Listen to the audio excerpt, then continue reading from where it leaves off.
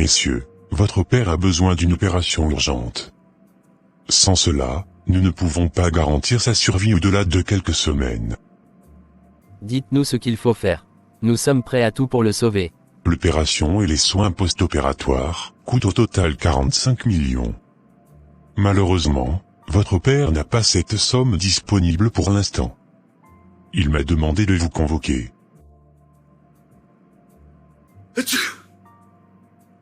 Mes enfants, asseyez-vous, je dois vous parler. Ce que le docteur vous a dit est vrai. Mon état est grave. Pour réunir cette somme, il va falloir vendre tous mes biens, toute mon entreprise. Mais je ne sais plus quoi faire. Papa, tu es déjà vieux. Ce n'est pas raisonnable de vendre tout ce qu'on a pour une opération. Et après? On sera dans la rue? Nous nous sommes tous battus pour bâtir cette entreprise, et tu veux tout détruire maintenant? Marius, mais qu'est-ce que tu racontes? Tu ne peux pas dire ça. On parle de notre père, de sa vie. Tu préfères qu'il meure pour sauver de l'argent. Tu as perdu la tête ou quoi? Mes enfants, ne vous disputez pas. Je vous ai appelé pour que vous sachiez ce qui se passe. Je ne veux pas que vous vous battiez après ma mort à cause de l'héritage. Restez unis. Soyez solides. Papa, tu ne vas pas mourir. On va tout faire pour trouver l'argent, je te le promets. Même si je dois vendre ma part, je le ferai. Papa, j'espère que tu as déjà partagé les biens avant de mourir. Je te l'ai déjà dit, l'entreprise doit me revenir. Le reste, tu peux le donner à Parfait. Moi, j'en ai fini ici. Calme-toi papa, ça va aller, je reviens dans peu de temps.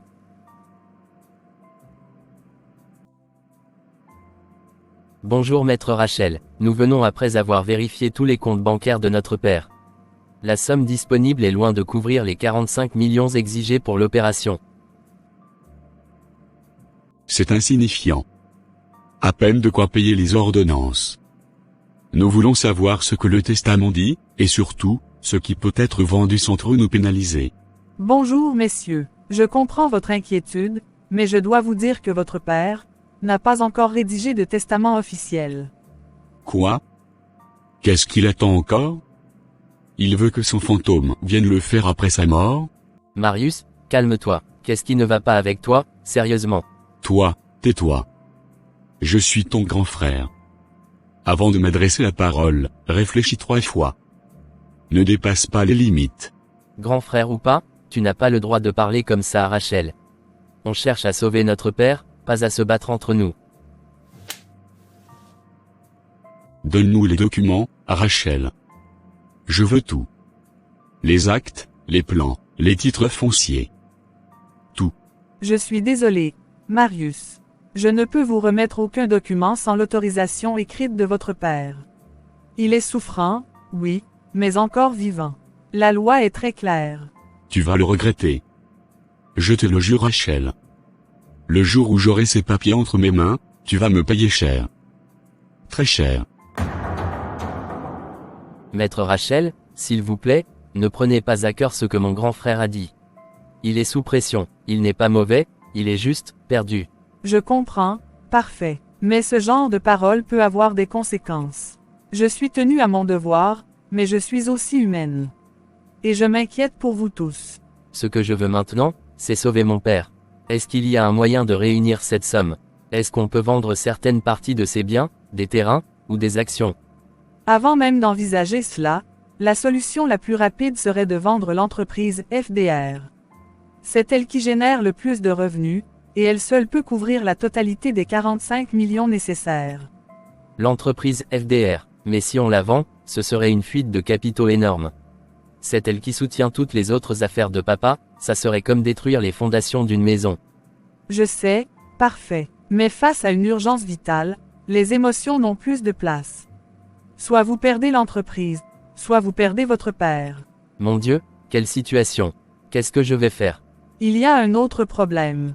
Même si tu acceptes de vendre FDR, tu ne peux pas le faire seul. Votre père a mis tous ses biens sous vos 2 noms, à toi et à ton frère. Sans la signature de Marius, aucune vente ne sera légale. Donc vous voulez dire, que si Marius refuse, je ne peux rien faire? Exactement. La loi est ainsi faite. Et ton père, malgré tout son amour pour vous, n'a jamais pris le temps de finaliser un testament clair. C'est ce qui complique tout aujourd'hui. Je vous remercie, maître. Je vais chercher une solution, je vous en prie, priez pour mon père. Je le ferai, parfait. De tout cœur. Bonjour pasteur, je suis désolé de venir sans prévenir, mais j'avais besoin de vous parler. Mon père est gravement malade, il est à l'hôpital. L'opération coûte très cher, et nous n'avons pas l'argent nécessaire. Que Dieu te fortifie. Rien n'est impossible quand Dieu est dans l'affaire. Ton père croit en Dieu, et je suis convaincu que vous trouverez cette somme. Dieu ouvrira des portes. Merci pasteur, mais ce n'est pas seulement l'argent qui me tourmente. C'est mon grand frère, il refuse de comprendre la gravité de la situation. Il agit comme si la mort de notre père ne comptait pas pour lui. Je crois même qu'il souhaite sa disparition, juste pour mettre la main sur l'héritage. T'inquiète pas, mon fils. Nous allons remettre tout cela entre les mains de Dieu. Il est le maître des temps et des circonstances. C'est lui qui donne la vie, et c'est lui qui règne. Rien ne lui échappe. J'ai peur, pasteur, peur de perdre mon père, peur que ma famille se déchire. Alors prions ensemble. Invoquons le Saint-Esprit pour qu'il vienne régner dans votre famille et qu'il remplisse ton frère de sagesse et de lumière. Que Dieu intervienne puissamment. Seigneur Jésus, regarde cette famille. Vois le cœur de ton serviteur parfait. Interviens là où les hommes sont limités. Délie les liens de division et restaure la paix. Ouvre les cieux pour que ta volonté soit faite. Au nom de Jésus-Christ, Amen. Amen, merci pasteur, je vais retourner à l'hôpital voir mon père. Va au nom de Jésus-Christ. Le Seigneur est avec toi, et il est aussi avec ton Père. Que la paix de Dieu vous accompagne.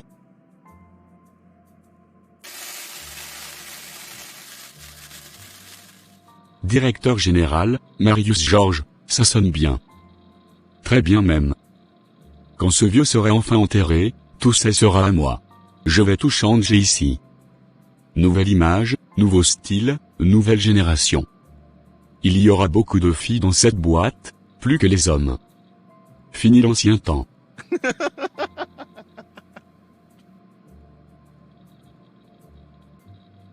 Même mes gardes du corps seront des femmes, de jolies filles, toujours avec moi. Qui peut me refuser ça? Après tout, je serai le DG de FDR. Ce vieux n'a qu'à mourir vite. Il a déjà trop duré. C'est notre tour maintenant, mon tour. Que Dieu le prenne vite, qu'on en finisse. Papa, oh mon Dieu, papa ne t'inquiète pas, je suis là maintenant, tout va bien se passer. Parfait, mon fils, tu es revenu, mais, ton grand frère, où est-il? Depuis qu'on a quitté ici ensemble, je ne sais plus où il est, papa. Mais ne t'inquiète pas, repose-toi, je m'occupe de tout. Pourquoi il est comme ça? Pourquoi il agit ainsi? J'ai tout fait pour vous éduquer avec amour. Papa, ne pense pas à tout ça. Tu as déjà fait ta part. C'est maintenant à moi de porter le flambeau. Je suis prêt à tout vendre, tout sacrifier pour que tu vives. Même l'entreprise, FDR, je suis prêt à la laisser partir. Mais, si vous vendez cette entreprise, comment allez-vous vivre? Elle vous nourrit tous. L'entreprise n'a aucune importance pour moi, papa. Tu as toujours été plus précieux que l'or. Tu as vu toi-même, quand on est unis, quand on a la vie, même si tout est vidé, avec ton souffle et ta sagesse, tout peut se reconstruire. Je préfère perdre le monde, que te perdre, toi. Mon fils, que Dieu te bénisse, ton cœur vaut plus que l'héritage. Mais, si cela doit vous coûter trop cher, tu peux me laisser partir. Je suis vieux. Un jour ou l'autre, je dois quitter ce monde. Non papa, je refuse de te perdre. Pas maintenant, pas tant qu'il me reste un souffle pour me battre pour toi. Alors, c'est vrai ce que j'ai entendu? Tu veux vendre FDR? Toute l'entreprise? Juste pour une opération? Oui, je suis prêt à tout vendre. Même FDR. Je préfère sauver papa que regarder une entreprise tourner sans lui. Tu es fou. Tu es carrément fou. C'est à croire que tu vis dans un rêve.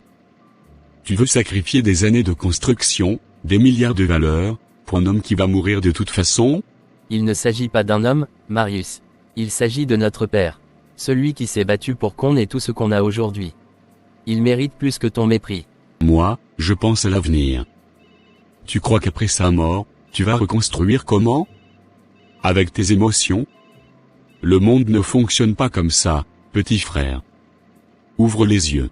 L'avenir sans honneur et sans cœur, je n'en veux pas.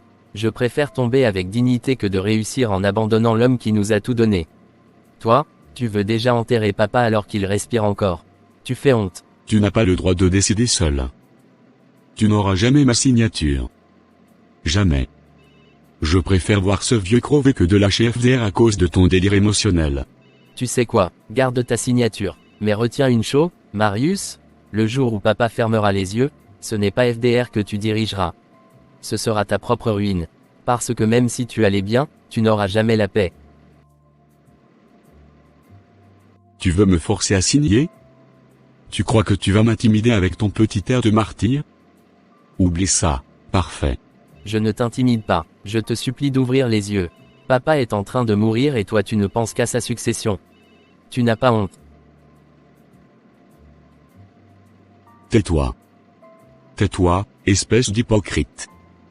Tu joues le bon fils mais tu veux juste me voler la direction de FDR. Si c'était pour diriger comme toi, je préférerais encore balayer les rues. Tu es un fils ingrat. Tu veux voir ton propre père mourir pour ne pas signer un papier. Hé! Ils se battent. Arrêtez-les. Ô Seigneur, deux frères qui se battent à l'hôpital.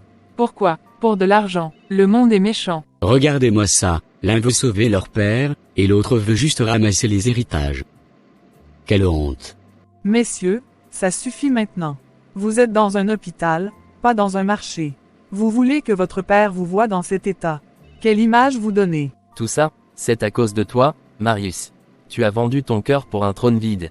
Et toi, tu vas tout perdre pour un homme déjà condamné. Ce petit gamin, il croit qu'il peut me défier? Il croit qu'il peut tout renverser juste parce qu'il pleurniche auprès de papa? Il ne sait pas à qui il a affaire? Est-ce qu'il me connaît vraiment? Est-ce qu'il sait de quoi je suis capable? Il pense que je vais rester là à regarder pendant qu'il me vole ce que j'ai préparé depuis des années? Non, non, non. Depuis toujours, papa ne fait que l'aimer lui. Toujours lui. C'est lui le préféré. C'est lui le bon fils. Et moi? Moi je n'ai jamais compté. Même maintenant, il pense à lui donner FDR. Il pense à me laisser les miettes. Pas question. Pas question.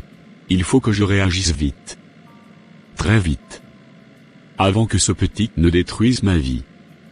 Je dois mettre la main sur les documents. Tous les documents. Avant qu'il ne soit trop tard.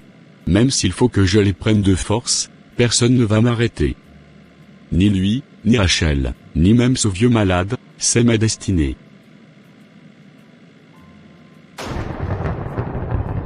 Tu reviens vers moi, Marius, après tant d'années.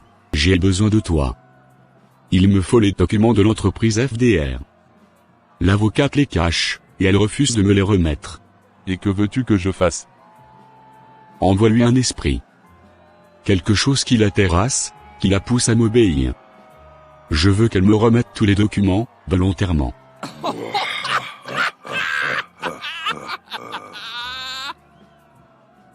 Tu veux manipuler sa volonté. Alors il faut invoquer Ekpavi, l'esprit de domination. Il pénètre dans l'âme la nuit, et pousse à faire ce que tu veux. Fais-le. Je suis prêt à tout. Il me faut ces documents, sinon ce petit frère va tout prendre. Le féticheur commence à incanter. Il jette des poudres sur le feu. Le feu devient vert. Il souffle dans une corne. Cette nuit, elle te donnera ce que tu veux. Mais sache une chose, Marius, tout esprit que tu envoies revient un jour.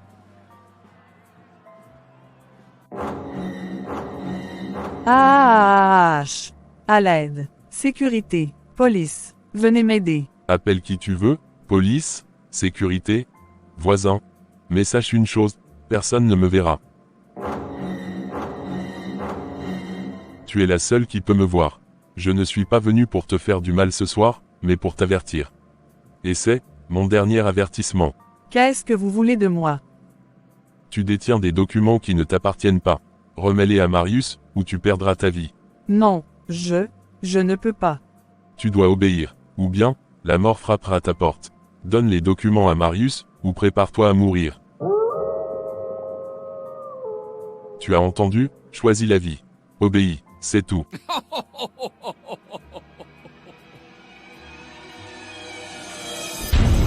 Monsieur Marius, maître Rachel est là, elle insiste pour vous voir. Fais-la entrer. Voici les documents, l'ensemble des titres, actes et statuts de FDR. Tu les as enfin apportés? Qu'est-ce qui t'a fait changer d'avis? Je ne veux plus rien avoir à faire avec ça. Prenez-les, et ne me demandez plus rien. Je vous en supplie. Tu as fait le bon choix, maître Rachel. Et je te conseille de garder le silence sur tout ce qui s'est passé. Attends. J'ai une offre à te faire. Écoute-moi bien. Maintenant que je suis le DG de FDR, tu sais déjà ce que ça veut dire. Le pouvoir. Le contrôle. L'argent. Toi, tu n'es pas mon genre. Tu n'as pas de classe. Tu n'as rien d'extraordinaire. Mais, toi est-il. Et je peux te le gérer. Qu'est-ce que tu veux dire par là? Ce que je veux dire, c'est simple. Quand j'aurai besoin de toi pour la nuit, tu te présenteras. Sans poser de questions. Et en échange, je t'assure une belle vie, un poste sécurisé, et bien plus encore.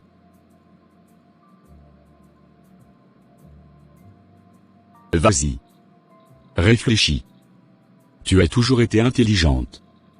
Et dans ce monde, les émotions ne paient pas. Seules les décisions froides assurent la survie. Rachel, justement je venais te voir. L'état de mon père s'est aggravé ce matin. Il faut qu'on agisse tout de suite. Je suis en négociation avec des partenaires, j'ai des acheteurs en vue, il faut vendre FDR maintenant. Donne-moi les documents. Rachel, les documents, ils sont où? Ton frère les a pris ce matin. Quoi? Non, non, c'est impossible. Il ne devait jamais y toucher.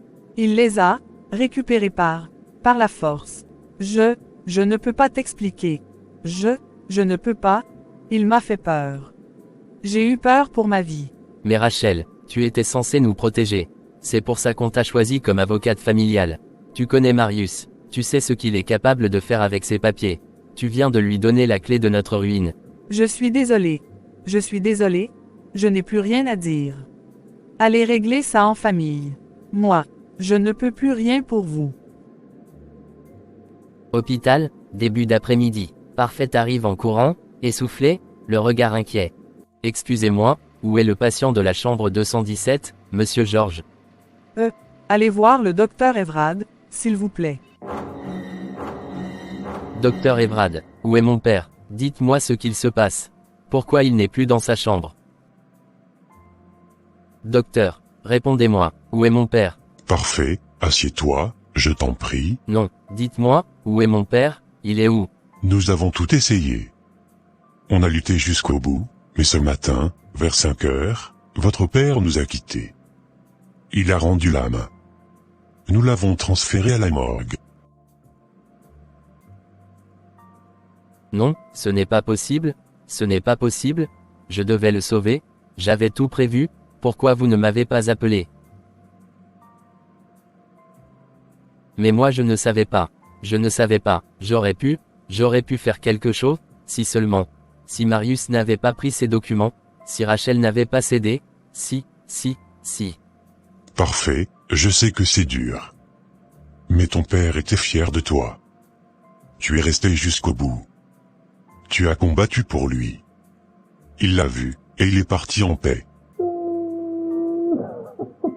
Seigneur, pourquoi maintenant, pourquoi lui, il ne méritait pas ça, j'ai tout fait, tout. Je me sens vide, je ne sais plus quoi faire, je voulais juste qu'il vive, une dernière fois. Et il vit encore, dans le souvenir du juste. Il a laissé une semence en toi. Parfait, ce combat n'est pas terminé. Viens. Tu ne peux pas rester seul ce soir. Je vais t'accompagner à la maison. Parfait. Je suis vraiment désolé. Je viens d'apprendre pour ton père. Je voulais t'appeler. C'est donc ça, Ce que tu voulais, non. Ce que vous vouliez tous les deux. Eh bien, félicitations, vous avez réussi. Marius a gagné, mon père est mort, et moi, je n'ai plus rien. Bravo. Parfait, ce n'est pas comme ça que je... Ne te justifie pas, garde tes excuses, et surtout, garde tes documents. Moi, je ne veux plus rien. Aucun héritage, aucun terrain, aucune entreprise. Pour moi, tout est enterré avec mon père. Si c'est la mort qui vous rend heureux, profitez-en bien. Mais sache que l'histoire ne s'arrête pas là. Qu'est-ce que je vais faire sans toi, papa? Ton absence, ce silence, dans cette grande maison vide, qui va encore me conseiller? Me guider, tu es parti comme ça, sans me dire au revoir. Soudain, un craquement se fait entendre dans l'escalier. Parfait se retourne brusquement. Papa, est-ce que je rêve? C'est toi? Non, non, tu es mort.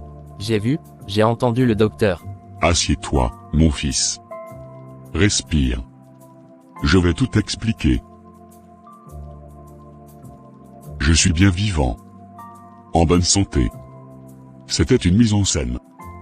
Seul le docteur Everett était au courant. Je voulais voir le fond du cœur de mes enfants.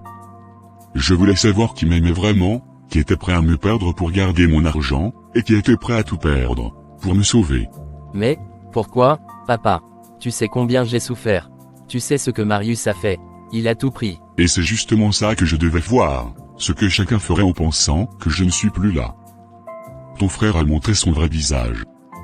Mais toi, mon fils, tu as montré ton cœur. Et ce cœur-là, c'est lui qui mérite FDR. J'ai vu ton amour, ta loyauté, ta foi, tu as choisi la vie. C'est pourquoi je te confie tout. À partir de demain, je vais réunir mes avocats. Et tu vas devenir le vrai héritier de ma mission.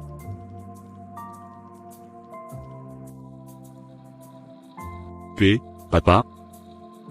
Alors, si j'étais réellement mort, c'est comme ça que tu comptais gérer mon entreprise? Avec des bouteilles de bière à la place des documents? Waouh, quel DG. Papa, je suis désolé, je pensais que tu étais mort? Oui. Et tu as fêté ma mort avant même que mon corps refroidisse. Tu as même réclamé mes papiers avant que mes larmes cessent de couler. Et aujourd'hui, tu t'es autoproclamé DG. Sans même une réunion. Sans même une minute de deuil. Je suis venu te dire une chose, Marius. Tu m'as montré ton vrai visage. Tu m'as prouvé que mon sang ne comptait pas. Que ma vie ne valait rien, face à ton ambition. Tu n'as pas voulu me sauver, et tu n'as rien fait, pour ceux qui t'aiment. Papa, je t'en supplie, laisse-moi une seconde chance. J'étais perdu, j'ai paniqué, je croyais que tout allait s'écrouler, je voulais seulement protéger ce que tu as bâti. Tu voulais voler ce que j'ai bâti. C'est très différent. Mais tu sais quoi? C'est trop tard. Tu as fait ton choix. Tu t'es disqualifié.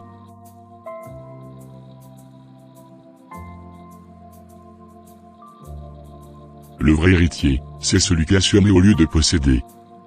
Qui a su se sacrifier au lieu de réclamer. Que cela te serve de leçon. Dans cette vie, on n'hérite pas seulement d'une entreprise. On hérite d'un nom, d'un cœur, et d'une conscience. Et ça, tu l'as vendu, pour une bouteille.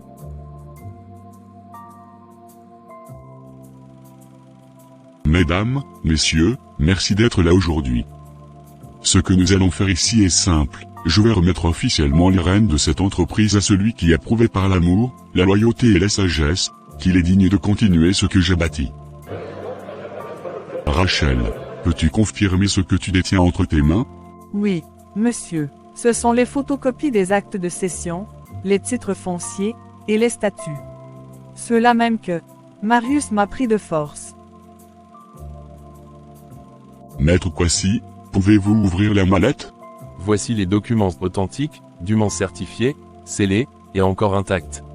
Conformément à votre souhait, Monsieur Georges, vous les aviez confiés à ma garde en secret. Je vais maintenant signer l'acte de transfert de direction générale, à mon fils, Parfait Georges. Il prend le stylo. Signature. Maître Kwasi signe à son tour. Rachel aussi. Puis Georges tend le document à Parfait. Tu es désormais le nouveau PDG de FDR.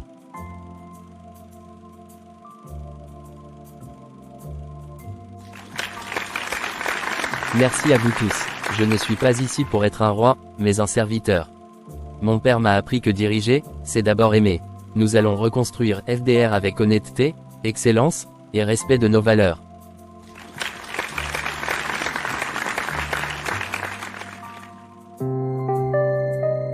Un mois et 2 semaines. J'ai essayé les raccourcis. J'ai volé. J'ai trahi. J'ai manipulé. J'ai voulu prendre par force ce qui ne m'appartenait pas, et aujourd'hui, je n'ai plus rien. Je marche, mais je ne sais même pas où je vais. J'ai tout fait, tout tenté, mais rien n'a marché. Je croyais que j'étais fort, que j'étais plus malin que tout le monde. Mais au final, j'ai tout perdu. Mon père, je l'ai blessé. Mon frère, je l'ai trahi. Et maintenant, je suis seul. Vide. Abandonné. Même les braqueurs que j'ai payés m'ont fui. Le marabout? Il a disparu, c'est comme si même l'enfer ne voulait plus de moi. Et pourtant, Parfait, lui, il n'a jamais levé la main. Il n'a jamais crié. Mais il a tout gagné, avec la paix dans son cœur. Toujours calme. Toujours droit. Ce n'est pas normal. C'est comme s'il avait une force qu'on ne voit pas. C'est qui ce Dieu qu'il prie? Ce Dieu qui l'a protégé même quand j'étais contre lui. Ce Dieu qui lui donne toujours la paix, même au milieu des problèmes? J'ai besoin de savoir, j'ai besoin de le rencontrer. Peut-être que, c'est lui que je cherche depuis tout ce temps. Douce au loin, un chant de louange qui sort d'une petite église de quartier. Il s'approche doucement. Jésus, prends ma vie, elle t'appartient. Bonsoir, mon fils, que cherches-tu ici à cette heure? Je cherche Dieu, je ne sais pas comment dire ça, mais, je suis fatigué. J'ai fait du mal. J'ai blessé mon père, trahi mon frère, poursuivi des choses vides. Et pourtant, j'ai vu que ce Dieu que mon frère adore, ne l'a jamais abandonné. Moi aussi, je veux ce Dieu dans ma vie. Je veux changer. Tu viens de faire le pas le plus important, reconnaître que tu as besoin de Dieu. Et Dieu, lui, n'a jamais cessé de t'aimer. Je veux lui appartenir. Je veux qu'il me lave, me purifie, et qu'il m'utilise comme il veut. Je veux commencer une nouvelle vie, aujourd'hui. Alors répète après moi, mon fils, Seigneur Jésus, je reconnais que j'ai péché. Je reconnais que j'ai marché dans les ténèbres. Mais aujourd'hui, je te choisis. Je te donne ma vie, mon cœur, mes pensées, mon avenir. Sois mon Seigneur, mon Sauveur, et mon Roi. Fais de moi une nouvelle créature. À partir d'aujourd'hui, je veux marcher dans la lumière. Et je veux t'aimer, t'obéir, et te servir pour toujours. Au nom de Jésus, Amen. Père éternel, Dieu de grâce et de vérité, nous te remettons Marius. Tu l'as tiré des ténèbres, et aujourd'hui, tu l'as conduit dans ta lumière. Seigneur, scelle sa décision par le sang de Jésus-Christ. Que tout lien avec le mal soit brisé maintenant. Que toute trace d'orgueil, de peur, d'amertume, soit effacée. Qu'il soit protégé par les anges du ciel, et que sa vie soit un témoignage de ta puissance. Seigneur, remplis-le de ton Esprit Saint. Donne-lui un cœur nouveau, pur, et obéissant. Qu'il ne retourne jamais en arrière. Qu'il soit fort, fidèle et transformé à jamais. Et que sa famille voie en lui la gloire de ton nom. Nous déclarons qu'à partir de ce jour, Marius est un enfant de Dieu, racheté, purifié et restauré, au nom puissant de Jésus-Christ, Amen. Merci, merci mon Dieu. Je suis prêt. Je vais reconstruire, aimer, et vivre autrement. Je suis enfin libre. Marius. Mon frère. Papa, parfait, je ne suis pas digne de vous regarder dans les yeux. Mais je suis venu vous demander pardon. Je vous ai blessé, j'ai été aveuglé par l'orgueil, par la haine, par la peur de l'échec, mais je vous le promets, je ne suis plus le même. Relève-toi, mon fils. Papa, Dieu m'a trouvé. Il m'a brisé, mais c'était pour me reconstruire. J'ai donné ma vie à Jésus. Je veux marcher droit désormais. Je veux réparer. Je veux aimer. Tu étais perdu, et maintenant tu es retrouvé. Tu étais mort, et tu es revenu à la vie. Mon fils.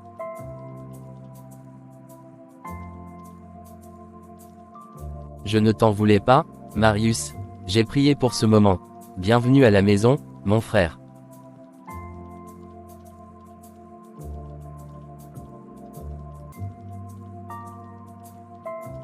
Maintenant que nous sommes réunis, je crois que c'est le bon moment pour écrire un nouveau chapitre.